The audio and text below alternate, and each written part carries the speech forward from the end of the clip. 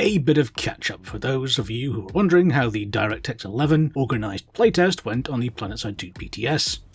Well, first of all, it was a little bit popular, to the point where I think we were testing the PTS's ability to have 1,000 people join as much as we were seeing what the new Robo-Mans and other fundamental changes were actually feeling like.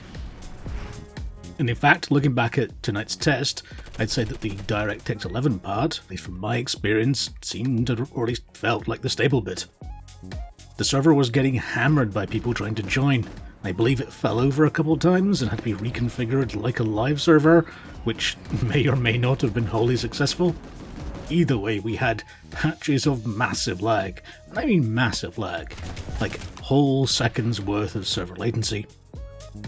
But, and it's a lovely but, to my relief, the frame rates were really quite great almost all of the time. I think there was one instance when I saw it dip below 60 FPS when I was in the warp gate. People were loading in and spamming the place like crazy, and even then it was only momentary. Oh, and before I forget, this is all on my old 970 GPU, and I'm using the Ultra preset. Well, the Ultra preset with no motion blur, because I'm not an animal. At all other times it felt silky smooth. We're talking up into triple digits when I'm flying around. I didn't see many sort of graphical artifacts either, the visuals looked pretty clean. Now, I'm no software or graphics engineer, I run out of maths pretty fast. I don't know if the server problems we had during the test relate to the DirectX 11 changes in some way. I could imagine the manner in which the clients are updating and requesting info from the servers might have changed, and that was causing like a weird load when lots of players were there. But that's all hypothesizing. Any luck and it was just a pure PTS issue related to server setup and all is good. But due to the problems, I'm sure they'll want to do more tests before this hits live. But from my position, although the experience for many people might have been a bit frustrating, that is unless you love restarting your client a dozen times, in which case you were in heaven, this felt like a really positive test to me. You could see the good between the server lag and the crashes, and while things were working it seemed like a big step forward.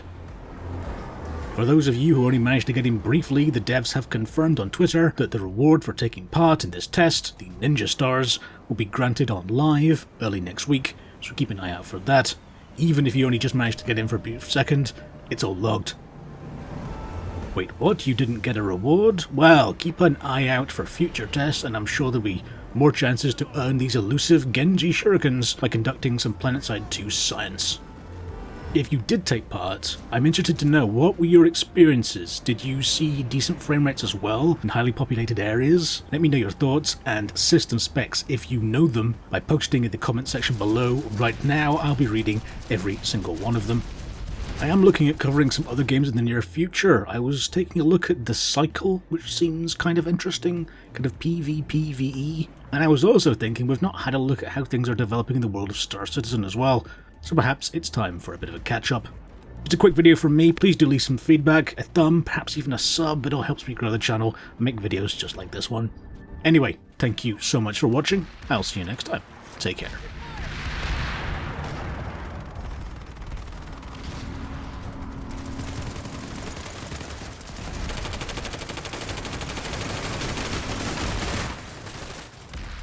I'll get you fixed up. Frag